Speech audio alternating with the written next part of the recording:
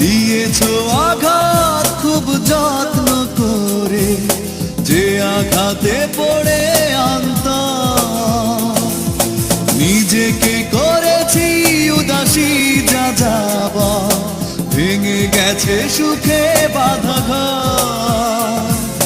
দিয়েছো আঘাত খুব যত্ন করে, যে আঘাতে পড়ে